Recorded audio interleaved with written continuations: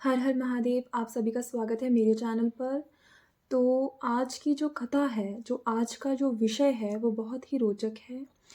तो आप सभी को मैं इसके साथ ज्योतिष का संबंध भी बताऊंगी और बाद में भाव का जो संबंध है इसके साथ आपको समझाऊंगी। और विषय ये है कि लक्ष्मण की नींद। तो हमें पता है कि श्री रामचंद्र भगवान जी को 14 साल का वनवास मिला था। तो उसमें लक्ष्मण जी जो थे 14 साल तक नहीं सोए थे। तो ये विषय उसी पर है। तो चलिए अपनी कथा को शुरू करते हैं।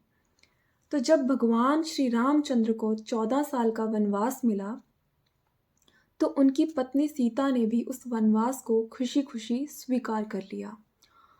और लक्ष्मण जी ने श्री रामचंद्र जी के साथ वन में जाने के लिए अपनी माता सुमित्रा से भी अनुमति ले ली।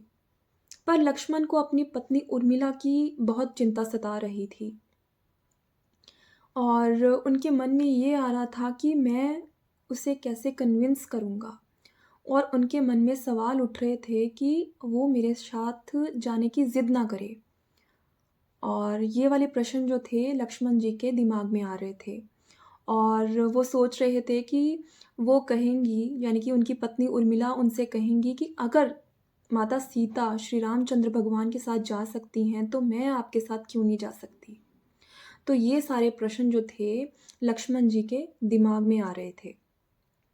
बहुत सोचने के बाद जैसे ही लक्ष्मण जी ने अपने कमरे में पहुंचे तो देखा कि उर्मिला आरती की थाली लेके खड़ी थी और बोली, आप मेरी चिंता छोड़ो और भगवान श्री राम की सेवा में बन जाओ।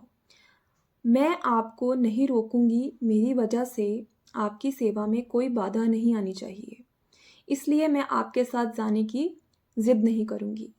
ये उर्मिला ने अपने पति लक्ष्मण जी से कहा।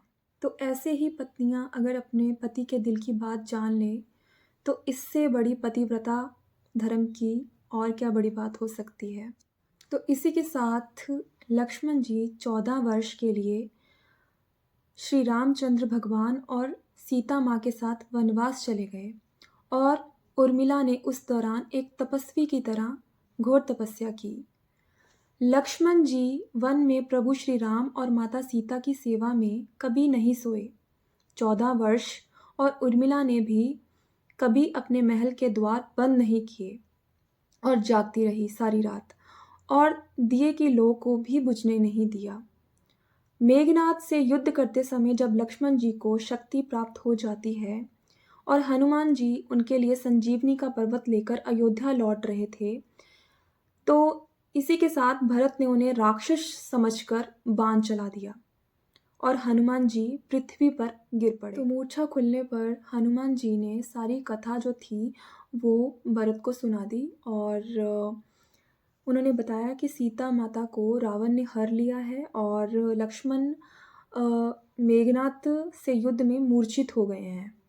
और ये सुनकर माँ कौशल्या ने हनुमान से कहा कि राम लक्ष्मण के बिना अयोध्या में पैर नहीं रखेंगे। माता का प्रेम देखकर हनुमान के नेत्रों से अश्रुधारा बह रही थी। तो जब हनुमान जी ने उर्मिला को देखा तो हनुमान जी सोचने लगे कि वह इतनी शांत और प्रसन्न क्यों खड़ी हैं। क्या अपने पति के जीवन की चिंता नहीं इनको सता रही। तो हनुमान जी पूछते हैं, देवी आपकी खुशी का कारण क्या है। तुम्हारे पति के प्राण संकट में हैं और जैसे ही सूर्य उदय होगा सूर्य कुल का दीपक बुझ जाएगा। उर्मिला ने कहा कि तीनों लोकों में कोई भी मेरे पति का प्राण नहीं ले पाएगा। और उन्होंने आगे हनुमान जी से कहा कि अगर सूर्य उदय की बात करो तो अयोध्या में कुछ दिन विश्राम कर लो, क्योंकि संजीवनी के बिना वहां पहुंचे बिना, यानी कि संजीवनी लिए बिना आप वहां पर सूर्योदय नहीं हो सकता।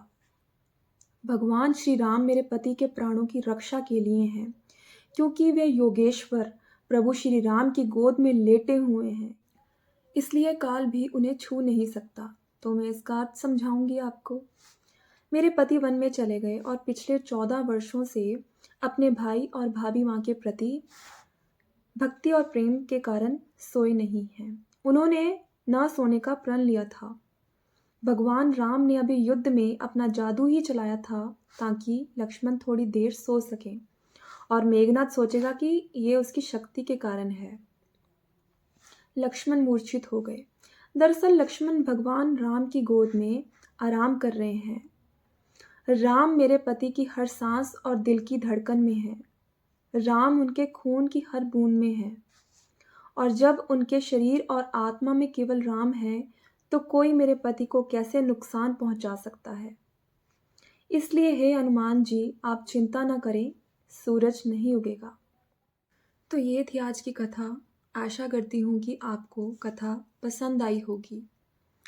और जो कुंडली में 12वां भाव होता है, कालपुरुष की कुंडली से समझें तो 12वां भाव हमारी स्लीप का होता है, हमारी नींद का होता है।